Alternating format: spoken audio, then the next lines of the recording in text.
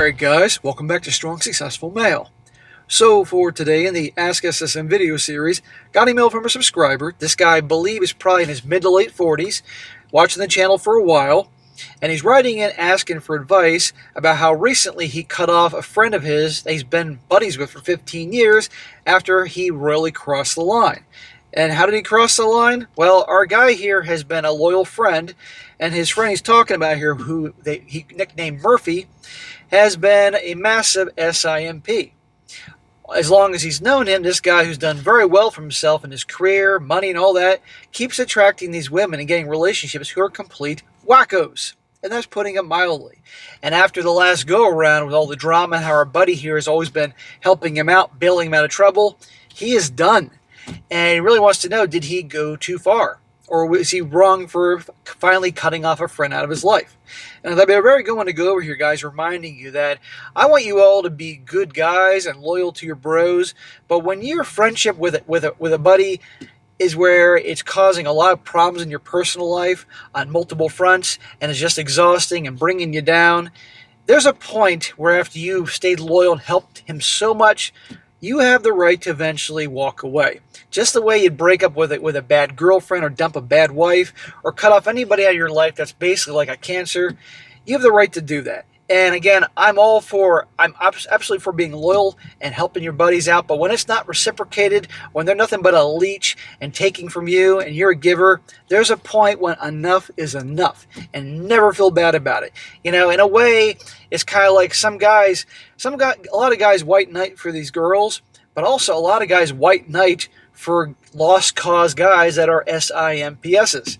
And you can't do that because they'll bring you down. And as many are aware, as the saying goes, we're the average of the 5 people we spend the most time with. You spend your time with a bunch of people like this, it's going to have a negative effect on you. You want to be around people that there is no drama, people that are positive, supportive, have your back, are giving to you as you're giving to them, all that. And you'll see in the story here, good Lord Almighty. But before I get into the story, guys, real quick, be sure to come join me and your fellow a-holes and scumbags over on Locals or Patreon. We're all having a really good time over there. More the merrier. There's a link in the description or at the top of the comment section. So, getting into it, he says, Dear SSM, call me Matthew. That's not my real name, of course, but we'll use it for this particular story. I'm an avid watcher of your channel. Not only that, but I got one of my nephews hooked on the SSM channel as well. For his part, my nephew has shared your content with all his high school freshman buddies, and in particular, he loved the story about the guy whose wife ended up with the nickname The Hole after she tried to open a relationship with a frat boy Chad. That is a classic. Well, shout out to you, bro, and shout out to the nephew and all his young freshman bros. I'm like a lot of guys lately been telling me have them sharing it with their kids or their nephews and their friends. Awesome. Got to start these guys young with this valuable information. Which means now high schools are going to start, administrators and teachers are going to start hating me in high school. But anyhow, good. That means I'm doing something right. The story that I'm sharing with you today is a much sadder one. It's also long, but there's a lesson here for the young guys. It's this: don't simp. Simping can be very dangerous to a man's health, wealth, and indeed his own sanity. And being friends with a guy like that can potentially harm you as well. Let me tell you my story. This is about my former friend, let's call him Murphy, because that's what his life is all about. I met Murphy some 15 years ago at the gym. He was wearing a soccer jersey that I recognized, and I struck up a conversation. One thing led to another, and we became friends. From day one, he struck me as the kind of guy that crazy women go for, and he has no immunity to it. He's a highly paid professional and not very good looking. There you go. Highly paid. Hence, a magnet. And he probably drives a car and dresses in a way and flaunts to get attention. In 2011, he was dating a 304 who cheated on him with some chat or whatever. So he had a series of friends with benefits. He was getting sick of that, so at some point I encouraged him to get on Match.com, and he ended up meeting a chick that was good enough looking and semi-pleasant. Let us call her Mercedes. Ain't nothing good going to come from a gal named Mercedes, I'm telling you that right now. She was a nurse. Smack. Dude, really? They dated for a short while, and she would crash at his house sometimes, but she had kind of a poor self-control. One night she got a DUI and stood him up on a date because of that. Oh, what a great girl. Mercedes and Murphy parted on good terms, and on that rebound he met his first psycho that I met. Let us call her Jezebel. As a coincidence would have it, Jezebel had dated the ex-husband of a woman whom I was dating at the time. Let's call my ex Lisa. Lisa broke up with me because I was blue-pilled at the time, but that's a different story. Lisa's going to figure into this story a little bit later, so hold on to that one. In the late fall of 2015, Murphy made a huge mistake. Jezebel was between apartments and had about 1 month's time between when she had to vacate her place and move into another one. Guess where she invited herself into? Yeah, and your buddy here was more than happy to bring her in, even though they didn't know each other that long. Well, Murphy agreed to take her in, and here is where the craziness started. Jezebel found an old woman's razor in his bathroom and flew off the handle. Well, that'll do it. She interrogated him about it, and he explained it was his ex-Mercedes razor that she had left there when they were still dating. He never threw it away because it never bothered him having a woman's razor in his bathroom. What a moron. Come on, any woman sees another woman's razor there, and they're supposed to be exclusive, is going to freak out. That's just stupid.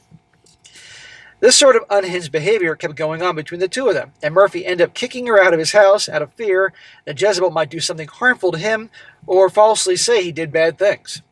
He called me on a Friday, and he ended up crashing at my house. That weekend, he went back home, and Jezebel agreed to move her junk out of his house. This was their breakup, and it was ugly. Well, that's how it works with the crazy ones.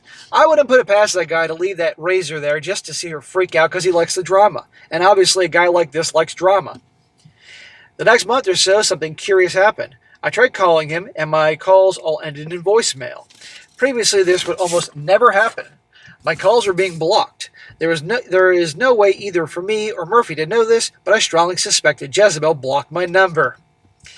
Oh boy, I'm sure she hated you because you were the voice of reason with him. About 2 weeks later, one fine Sunday, I was running. I left my cell phone in the car. He called me, and I immediately called back, and I went straight to voicemail. I drove by his house. He opened the door and greeted me. He explained that my calls were getting blocked, and he told me a gnarly story. A gnarly story? Okay, dude.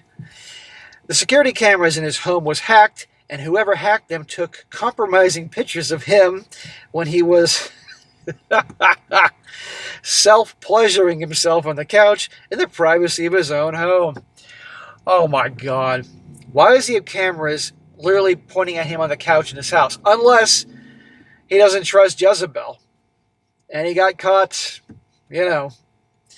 Said pictures got sent to all Murphy's friends and co-workers. It was a horrible violation and a huge embarrassment.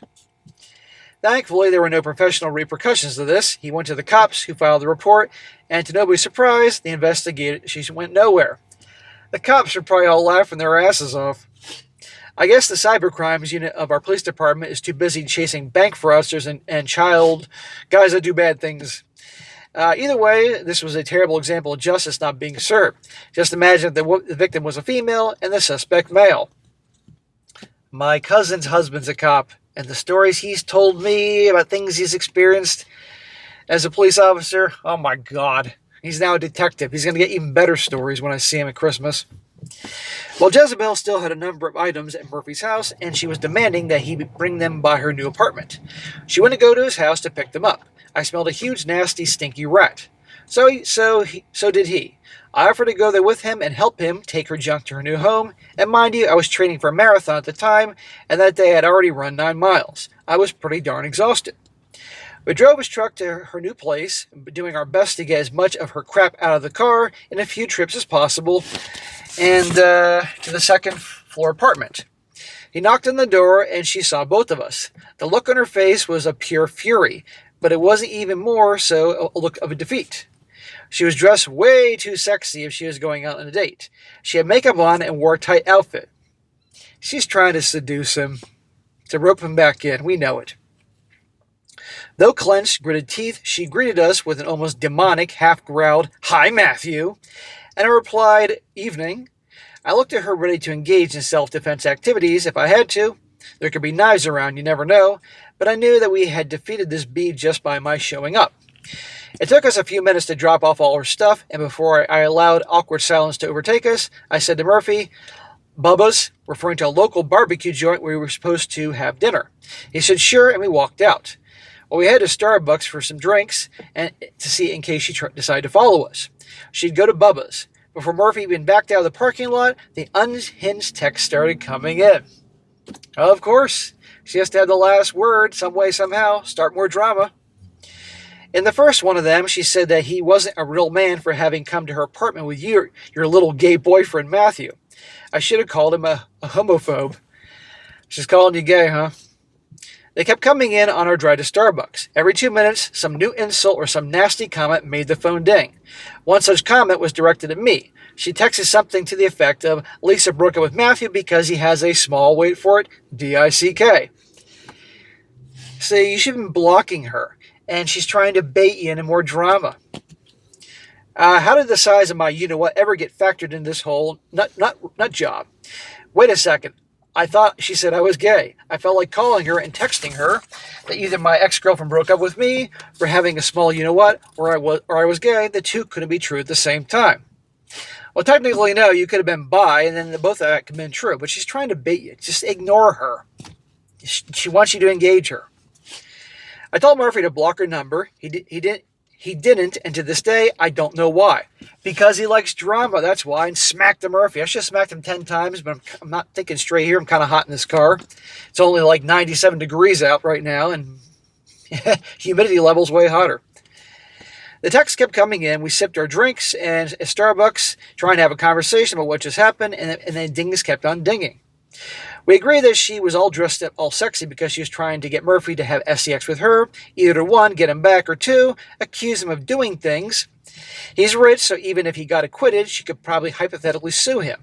I guess we'll never know, but that's my suspicion. For his sake, I'm glad I went with him. She would keep on harassing him on and off again for the next month. But that subsided. I still don't know why Murphy didn't block her that night. I don't think he even knows. Because he likes the drama, that's why. End of story. There are guys just like women like drama, there are guys like drama. But dude, you see all this drama that's coming into your life? You're being a loyal bro, and I can respect and appreciate that, but now the girl is going unhinged on you. But right now, guys, you can see this is minimal BS. But it's about to get a lot worse. Well, that's the end of part 1. Before your viewers go thinking that Murphy dodged a big one, he promptly went after another crazy one. And I mean this literally. For whatever reason, my friend Murphy just can't stay away from crazy. Maybe a year after things ended with Jezebel, he met another psycho. Let us call her Jessica. What a perfect name. At first, she seemed pleasant enough, if maybe a little bit quirky. Well, a lot of Jessicas do seem pretty pleasant at first. They can be pretty charming, as I've experienced. And then you find out they're nuts. She's one of those chicks who's obsessed with true crime writing and owned an electronic collection of books about crime scenes, serial you-know-whats, and the like. Oh, one of those, stay clear of them, guys. There are more details about this, but they are so specific that I can't reveal them. Jessica was not my type, but she was likable enough at the time. From the get-go, though, things were rocky between them. Early on in the relationship, Jessica got pregnant. Oh, Lord. Murphy didn't know what to do. He's against the procedure for religious reasons, but she's an atheist and was very pro-choice. And she ended the pregnancy. SSM, isn't this an auspicious beginning of a marriage? Now, I don't know the details of this, but I'm going to make an inference. I'm willing to guess that she must have been sleeping around with Chad, Tyrone, Pablo, Pookie, Ray, Tom, Dick, and Harry, and Kevin from sales, and probably suspected that the fetus was not Murphy's. I've no way of knowing, but let's just say she tried baby trapping him and the baby wasn't his. This would sink their relationship, which at this point was getting serious. That's just my suspicion, so I'm not concluding anything. Here's another scenario. She was in her mid-40s at the time that she got pregnant, so she might not have been dealing with the syndrome, if you know what I mean. This guy is wasting his time and energy with a psycho who's in her 40s when he could probably, with his money, get at least somebody younger, better looking physically. In any event, the procedure got done, and that was that. For reasons that baffle me, he kept on dating her, and the relationship kept getting more and more serious. Smack to him. I owe him like 10 smacks. And here's the thing, I guarantee he always went to you when there were problems, and you should have been like, bro, stop dating these wackos. I'm sure you did, and yet the dumbass kept doing it. There's a point, guys. This is when you start backing away, because I guarantee this is going to be a problem in your life. At least you stop listening to his relationship problems, because he's his own worst enemy. Well, for a reason that baffled me, he kept dating her and the relationship getting more serious. He proposed to her and they got married. Smack! What a moron. I was invited to the wedding, which they did in a castle in Europe. Thankfully, I had pneumonia at the time and was unable to go. I bought a ticket and everything, and I wasn't going to be a groomsman or anything, so it all worked out fine. To put it mildly, the marriage was rocky. The newlyweds bought themselves a $1.5 million mansion that she renovated, decorated, and completely redid. So a mansion for 2 people. That makes a lot of sense. I don't know how much it cost, but it took some 2 years to renovate the place, and Murphy ended up writing the check. They would also frequently travel. They went to Africa, safari, they went to Europe, and all over the U.S., all on his dime. Well, of course, that's why she married him. And this dumb bastard thinks he's got it made. Meanwhile, all the crazy's going on, and you're hearing about it. To express her gratitude, Jessica would start drama over petty things, such as a Starbucks coffee that Murphy bought for a female coworker that he tacked onto his Starbucks order. She got all jealous and started a fight over that. Well, how'd she know? Obviously because the dumbass told her and brought home the receipt. Because he likes drama. Fast forward to last week of May this year, Murphy and I, at the point, had not spoken since November 2025, and hadn't met up for dinner to catch up since early this year. I've now been dating, though not married to, a very kind woman for 7 years, and Murphy has been married for 8. It was date night with my girl, and I see out of my door at warped glass panels a truck entering my driveway. My doorbell rings, and the dogs go crazy. The friend of mine, who I've not seen in a little over a year, knocks on my door. He tells me that his wife has just kicked him out of the house after a fight. It's his house. Well, technically by law it's her house too, but still. How'd she physically remove him, unless she had weaponry? He would have called me in advance, but Jessica destroyed his phone with a hammer. I let him in, I canceled the date with my woman, and thankfully she's understanding the circumstances. So here you go, more drama with him, and now you're missing a good time with your good girlfriend. And his freaking wife kicked him out, smashed his phone with a hammer, and here he is. You don't feel bad for these people, guys. It's just like you don't feel bad for women who constantly go out with guys that are scumbags and losers and do all sorts of awful things, from cheating to very bad things. There's a point you don't feel bad for them because they bring this on themselves. And now he's inconveniencing you again, probably for the 16,000th time. He was distraught. He tells me the story. She kicked him out with no money, just his driver's license, the clothes on his back, and his truck and keys. We got to dinner, and I allow him to crash at my house for a while. I asked him about the hammer attack on his cell phone. Come on, the guy couldn't even get his wallet out. Or, again, kick her out. I let him know that that's not normal behavior. That's not just a lover's quarrel. I informed that behavior like this will only get worse, and that she could threaten to end herself or both. He tells me that on one occasion it got worse than that. She pulled a knife on him, and that on another occasion she drew a GUN on him. On another occasion she actually hit him with a left hook. And this a-hole sticks around. I'm hoping she's darn good looking for her age and she's wild in the sack, but even then it doesn't justify that. You don't feel bad for these people after a while because they keep getting themselves in this situation. Man, dude, you are definitely were a loyal friend all this time with this crap. This is abuse, I told him, and that he needed to get in touch with the divorce attorneys, the police, ASAP. I shared a few of your videos with him, as well as some of Terrence Pop's. Yeah, well, it would go one ear out the other about my material or Terrence's material. Keep in mind he doesn't have a cell phone, so his wife can't call him, nor can he call her. The first day after the fight rolls by, and he goes to work. That evening, we go to Walmart and buy him a change of clothes. The next day rolls by, and she finally calls his workplace. She flew to Florida and was calling him from there. Again, I don't know this, but if she's flying to Florida alone after a fight with her husband, I'm thinking that she probably is getting some cougar action with Chad, Tyrone, and Julio, and I have no proof. But I'm just airing my suspicions. So he decides it's safe to return home.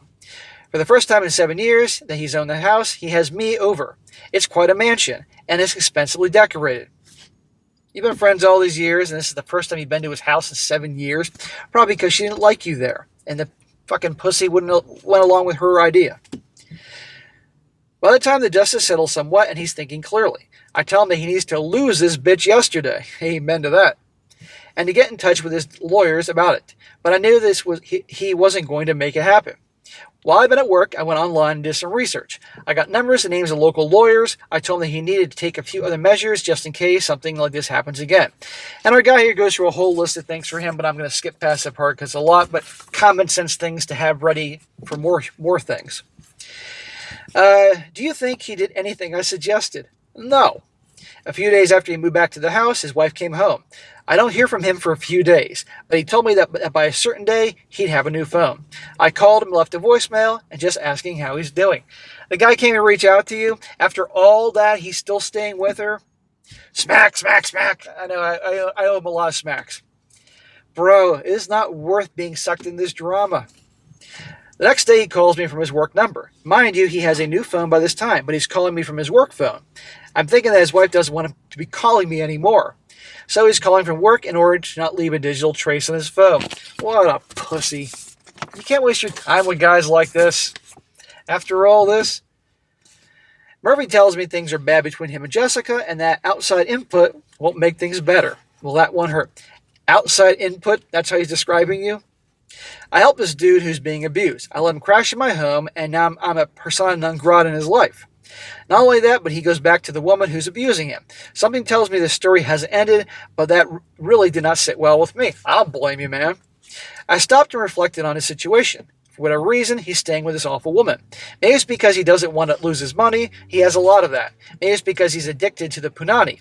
Maybe it's because he's just comfortable in his life, as miserable as it is, and a divorce would disturb that. Maybe it's a combination of all those factors combined, but all in all, I concluded that he is simping big time for this test pilot at the broom factory. And as I see it, if I stay friends with him, I'll be a simp for a simp, and I refuse to be that way. Yeah, you're white knighting for a guy.